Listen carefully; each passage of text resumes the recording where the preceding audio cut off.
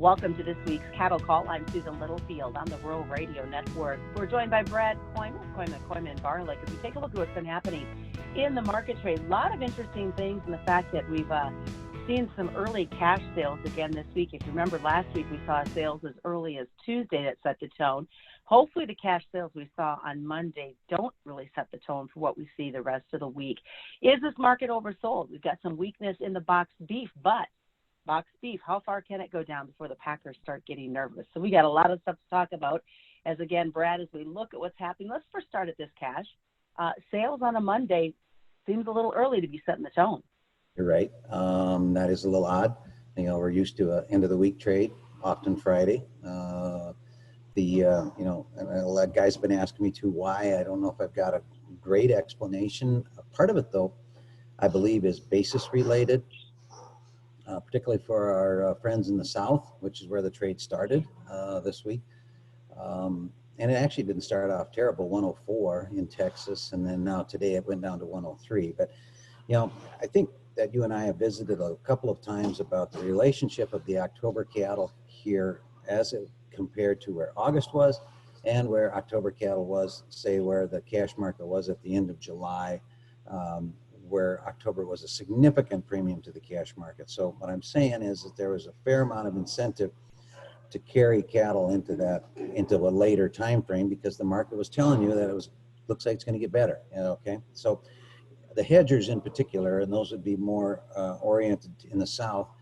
I think a lot of them rolled their hedges from August to October, put some more weight on them, carried the cattle in there. Now you got a basis that's good enough. October's around 104. That they probably took that opportunity to trade cash cattle lower, unfortunately, but probably mostly influenced by where they could liquidate their hedges.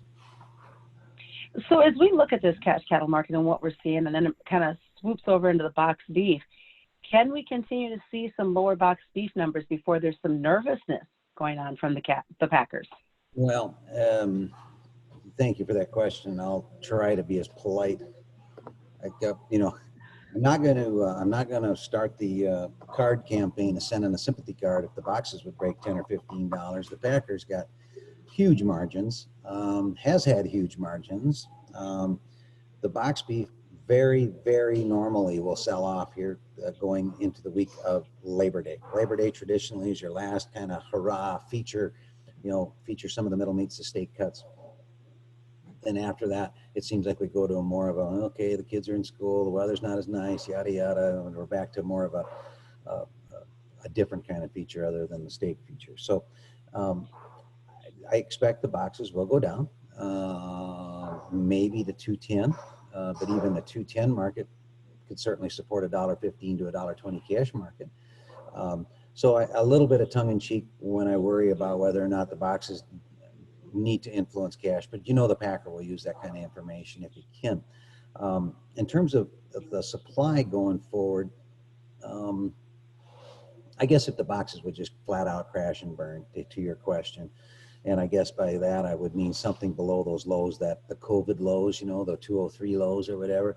If we would take that out, I would be alarmed. I don't know why we would have to do that, given that we, at least have a fair bit of the COVID situation, at least some of that's behind us, certainly.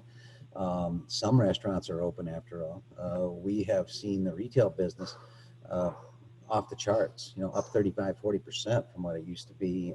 So, that whole paradigm is changing a little bit, I think, in the percentage of beef that's getting used in the retail level. Now, I do worry a little bit about the end of the year's demand because that typically is buoyed by the big holiday feature, let's have Christmas dinner and have a ribeye loin, right, or something like that.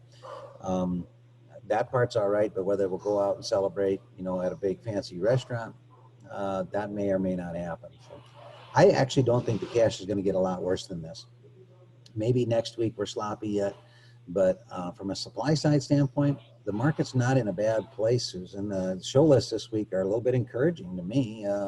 Some areas of the South, actually, the show lists are lower than they were a year ago. That's the first time I could say that since the whole COVID thing started back in March. So I'm a little bit optimistic that maybe we're close to the end of this correction.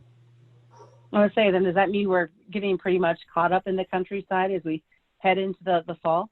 I'd love to. Yes, that's what it means. And I think we are. The market seems like it's forgotten that February, March, April, those 3 months, placements were down 1 million cattle. Okay. So, yeah, we carried some cattle in there, but that got folded in with the lack of placements. I would love to tell you that the average weights went, they haven't. Okay. Average weights continue to be pretty high. I think that's still some of the long-fed cattle, and some of it's because the weather's really been nice the last while, so these cattle have performed really good. But believe me, I watch the weights every day and every week, and if I could see that weight thing tip over, that would really, really make me encouraged. I can't tell you that's the way it is. I hope in a couple of weeks that can. We've got a cattle producer that caught me at the Nebraska State Fair that said, I have a question for Brad. When it comes to making purchases of grain for this fall, obviously he said he knows the numbers out there could possibly be as big as what USDA is saying. So he, of course, is looking for cheap feed. Does he make those purchases now? What should he be doing as we head towards the winter months? That's a great question. Because obviously, your whole break-even is driven by what your cost of gain is going to be. I guess my view would be, I have some concern that I think that the corn crop is probably still being overestimated by the USDA. Whether or not they come to terms with that on the next report is unlikely. Iowa is a very important state for corn, okay? And between a large area of Iowa that's in a severe drought, and then the whole windstorm derecho thing here a couple of weeks ago, there's no question that Iowa's crop is much, much, much less than what it is expected to have been. So to answer your caller's question, I would definitely do some. In fact, if it was me, if I look at my own, what I'm doing, because I'm a feeder too, I'm trying to get about a third of what I expect that I'm going to need in the next half year, say, between now and say March or April. At least a third. I had more than that for a while, but I would definitely do some. And I don't know how risk averse this guy is. Options are actually really economical. If you want a real simple way to do it, the options are quite economical. I would dare to own futures, though, particularly if I was a feed hedger. Finally, any final thoughts on the feeder market? Well, I thought that was maybe a catalyst for the market turning a little bit last week. When the corn stopped, it's accelerated upside move, feeder cattle going down. That's when we kind of adjusted the whole thing a little bit.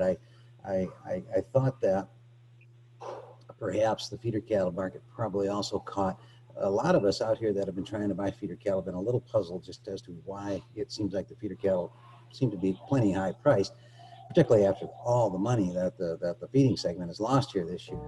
So I would not be surprised to see a further price adjustment to the downside on the feeder cattle. All right, sounds good. Thanks so much for joining us this week, Brad. Anytime. Thanks again. That's Brad Kooima joining us for this week's Cattle Call. I'm Susan Littlefield.